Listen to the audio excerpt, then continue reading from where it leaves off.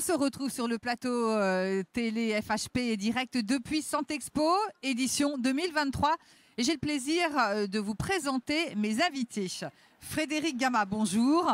Bonjour. Vous êtes la présidente de la FHP MCO. Thomas Pigné, bonjour. Bonjour. Vous êtes le directeur du parcours de soins chez Vivalto Santé. Merci d'être sur notre plateau pour répondre à cette question. Quel bon parcours pour les patients atteints d'un cancer? On va s'attacher bien évidemment au diagnostic, mais si vous le voulez bien, je vais commencer par quelques chiffres. La place donc de la cancérologie dans le privé, 40% de la chirurgie du cancer, 25% de la chimiothérapie et 50% de la radiothérapie. Vous me confirmez ces chiffres? Oui, Frédéric Gama. Tout à fait. On a une part significative de la prise en charge du cancer dans nos établissements de soins privés. Et donc, c'est un sujet qui nous intéresse au plus haut point, bien évidemment, au bénéfice de nos patients, puisque l'objectif, c'est d'avoir le meilleur parcours possible. Alors, qui dit parcours de soins, dit diagnostic. Eh oui, tout commence par là. Oui, bien sûr. La prise en charge du cancer et surtout le parcours du patient atteint de cancer s'organise principalement autour de trois notions. Elle doit être à la fois globale, coordonnée et personnalisée. C'est vraiment les trois notions clés qui vont irriguer tout notre propos. Et ça commence évidemment par le diagnostic avec l'ambition, en tout cas dans les établissements privés, d'y avoir le diagnostic le plus rapide possible, évidemment le plus pertinent, mais le plus rapide possible. Et du coup, de pouvoir accompagner le patient dès sa première itération, évidemment, du traitement.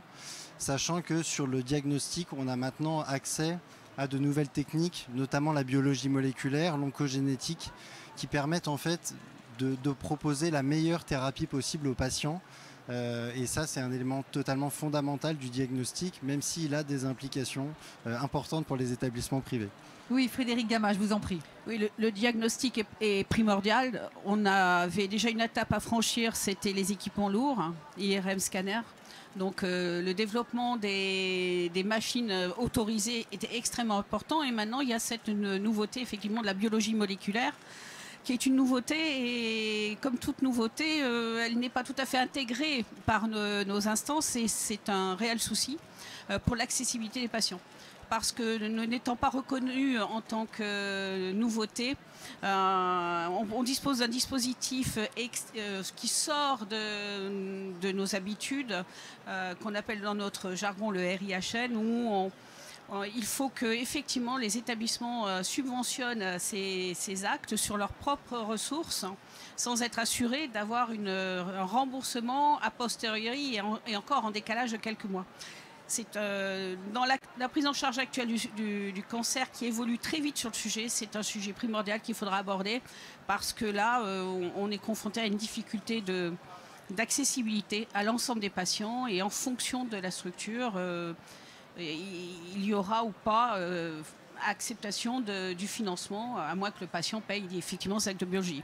Donc c'est un sujet extrêmement important parce que, comme on le disait tout à l'heure, la rapidité, ça passe par le diagnostic.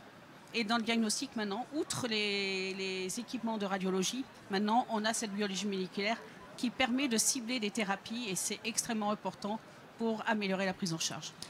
Thomas Pigné, que peut-on dire sur ce qui se passe en région? Et puis on reviendra, Frédéric Gama, si vous le voulez bien, sur l'accessibilité et les centres de référence. Parce qu'il faut le rappeler, malheureusement, il n'y en a pas dans tous les départements. Je pense notamment à la province. Thomas Pigné, je vous en prie. Alors, votre question fait écho à la réforme des autorisations qui est en place, qui est en cours en cancérologie, qui prendra vraiment effet l'année prochaine et qui s'articule autour d'un renforcement des éléments qualitatifs indispensables, notamment le nombre de praticiens que vous avez dans une équipe pour faire telle chirurgie carcinologique, ou évidemment leurs compétences. Donc ça, il n'y a pas tellement de débat. En revanche, la notion notamment de seuil d'activité crée... part d'un postulat qui est assez vérifié, qu'on fait bien ce que l'on fait souvent. Néanmoins, elle pose la question de l'accès dans certaines régions qui vont se retrouver, certaines régions, ou plutôt certaines villes ou certaines campagnes qui vont se retrouver potentiellement isolées de par, du coup, c'est une seuil d'activité d'un lieu de prise en charge, en fait. Donc voilà, il faut s'organiser de la meilleure manière possible entre les établissements de santé pour avoir des logiques de recours où vous allez avoir des consultations avancées, du diagnostic à gauche, à droite, et une prise en charge plus de chimiothérapie, de chirurgie carcinologique ou de radiothérapie dans un centre de référence.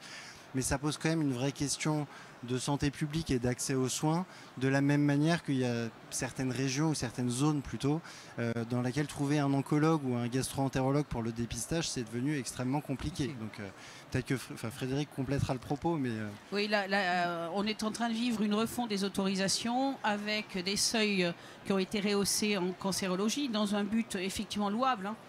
Comme disait Thomas il y a 2 secondes, plus on fait, mieux on est performant. Mais cette vision-là se télescope avec celle de la proximité et de la territorialité de la France. Il ne faut pas tout imaginer à partir des grandes agglomérations. On a des territoires qui sont très vastes. Moi, je suis dans la région Auvergne-Rhône-Alpes. On ne peut pas comparer Lyon et le Cantal. Voilà. Et pourtant, tout le monde a le droit d'être soigné de la même façon. Donc les seuils amènent un renforcement de la qualité de la prise en charge, mais une difficulté d'accès à la territorialité. Et ce qu'on peut aussi craindre pour le futur, c'est en concentrant trop, on risque d'allonger les délais. Et notre objectif, c'est d'aller le plus vite possible, parce qu'on sait que c'est quand même un facteur clé de réussite dans la prise en charge. Oui, mais tout à l'heure, je parlais des centres de référence. Là, c'est vraiment quelque chose à part encore. Non ? Non, parce que en fait, la notion de référence, aujourd'hui, elle est basée sur un volume. Et donc, on peut être un centre de référence parce qu'on a le volume. Et il est évident que dans les grandes agglomérations françaises, on a plus de chances d'accessibilité dans des territoires isolés où, en n'atteignant pas le seuil, on n'aura plus les autorisations demain pour faire ce type d'intervention. Donc, il faudra que le patient se déplace. Donc, effectivement, un lien au centre de ville et hôpital qui va devoir s'accroître parce qu'il faudra amener le patient vers les centres référencés et qui sont liés au volume d'activité tel que reconnu dans les seuils. Thomas Pigné, soigner plus vite, au bon moment, au bon endroit. Forcément, il y a des obstacles et des freins. Alors, quels sont les leviers ? Alors, on en parlait effectivement des obstacles, notamment géographiques. Après, il y a quand même pas mal de leviers. C'est vrai, on pense souvent, on voit souvent le digital comme une solution miracle. C'est pas le cas. Néanmoins, dans le cadre de la cancérologie et plus généralement dans le cadre des pathologies chroniques, je pense que ces applications, parce que les patients qui sont vraiment malades, pour le coup, on ne parle pas de chirurgie fonctionnelle, on parle de maladies chroniques, ont forcément une appétence pour leur suivi, y compris à distance, qui va être plus élevée et une adhésion plus forte. Donc, chez Vivalto, pour donner un exemple, mais il y en a plein d'autres, on a mis en place Curity, qui est une plateforme de télésuivi pour les patients qui suivent un parcours de chimiothérapie. C'est une solution qui repose sur des questionnaires sur les effets indésirables notamment et qui ont été validés par 8 essais randomisés dans la littérature scientifique, donc c'est prouvé et ça permet aux patients en fait de garder un lien fort avec l'équipe médicale qui le prend en charge. Donc ça peut être des leviers pour la partie territoriale. Après, il y a d'autres leviers, Frédéric complétera, mais sur la partie soins de support, puisque un parcours, c'est beaucoup plus complexe qu'un médecin de ville, un pharmacien de ville, une infirmière de ville et l'hôpital. C'est aussi plein de soins de support qui viennent compléter la prise en charge qu'on pourrait appeler curative au sens de médical. Et ces soins de support, aujourd'hui, il y a des nouveaux métiers comme les infirmières de pratique avancée qui viennent coordonner. Alors après, il y a toujours des modèles économiques à construire. On a toujours un petit peu de retard sur cette partie en France, notamment voilà. Mais en revanche, c'est des métiers fondamentaux parce qu'ils articulent l'hôpital et les composantes de l'hôpital et les composantes de la ville. Et donc, c'est clé de ce point de vue-là. Frédéric Gama, je rebondis sur ce que Thomas Pigné vient de dire à propos des soins de support. Il y a une coordination, également le lien ville-hôpital. Oui, en fait, aujourd'hui, quand on parle parcours de soins, instinctivement, alors on a parlé du diagnostic qui est fondamental, parce que si on ne fait pas de diagnostic, on ne sait pas qu'on a le cancer. En tant qu'établissement de soins, on concentre l'activité sur la chirurgie, la chimiothérapie et la radiothérapie. Mais en dehors de ça, le parcours de soins, on doit l'accompagner d'autres facteurs, ce qu'on appelle nous les soins de support, qui ont pour objectif d'améliorer le suivi de la maladie, par exemple avec des psychologues, d'aider les patients, de les appuyer, de ne pas les sentir abandonnés. Et nous, en tant qu'établissement de soins, on peut assurer cette coordination pour les amener sur un diagnostic qui n'a rien de médical, mais qui est indispensable pour la prise en charge du cancer, pour l'accompagner le malade, sinon il se sent abandonné.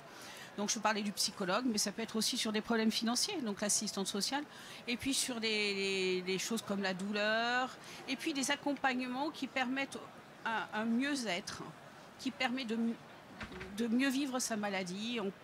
Je pense au cancer du sein avec la sciosticienne où on perd quand même un regard féminin qui est quand même capital. Et donc il faut aider psychologiquement les gens et tout ça, c'est une coordination qu'on assure dans nos structures. Et donc il faut effectivement, c'est important d'assurer la lisibilité dans tous nos établissements parce qu'effectivement en fonction du territoire, les soins de support ne sont peut-être pas exhaustifs, mais il faut les soumettre, les proposer aux patients.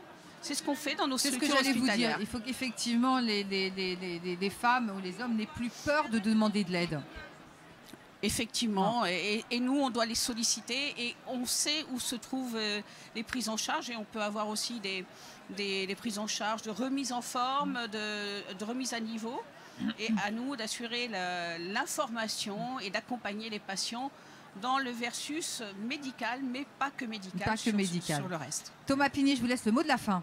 C'est vrai que je pense que dans la personnalisation et la coordination des parcours, elle permet aussi de répondre à cette logique d'avoir une vision complète sur les soins de support. Et on évoquait les postes clés tout à l'heure. Je suis un peu obligé de revenir sur ces infirmières de coordination ou infirmières de pratique avancée parce que c'est elles qui, au moment clé du parcours, après l'annonce, pendant le traitement, mais aussi après le traitement, parce que l'après-cancer, en France, on n'est pas très bon sur la prévention et sur l'après.